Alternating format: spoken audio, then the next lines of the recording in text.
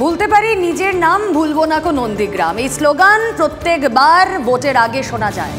আর সেই ভোটের আগে 2007 সালের 14ই মার্চ মনে পড়ে যায় আজও।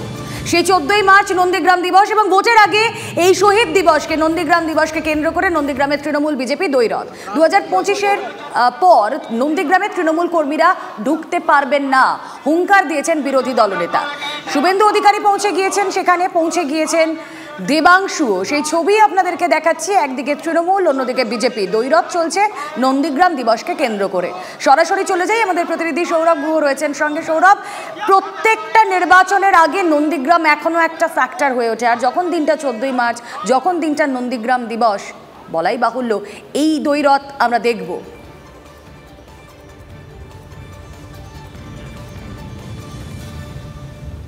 একেবারে 2007 সালের 14ই মার্চ জমি অধিগ্রহণ বিরোধী আন্দোলন এবং তার পুলিশের গুলিতে 14 জনের মৃত্যু, এই ঘটনার পরই কিন্তু বাংলার রাজনীতি আমরা বলতেই পারি যে অভিমুখ বদল করেছিল। এবং সেই জায়গা থেকে দাঁড়িয়ে যতবার নির্বাচন আসে, নন্দীগ্রামের এই শহীদ দিবসকে কেন্দ্র করে কিন্তু রাজনীতি আবর্তিত হয়।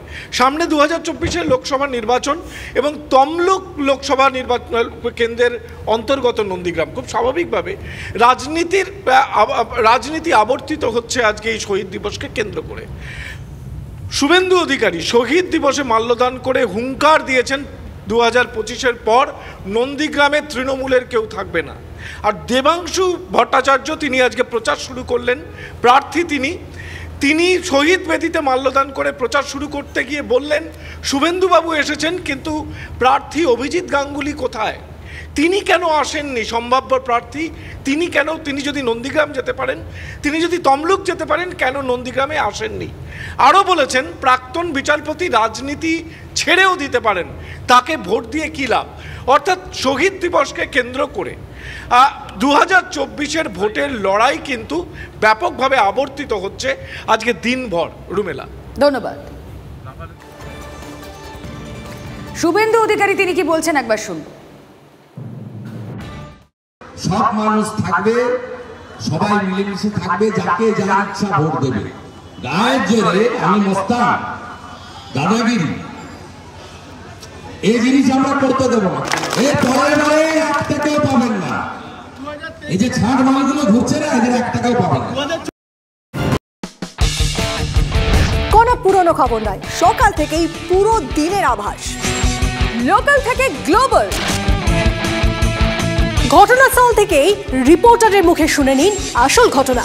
দিন শুরু করুন TV9 বাংলার সঙ্গে।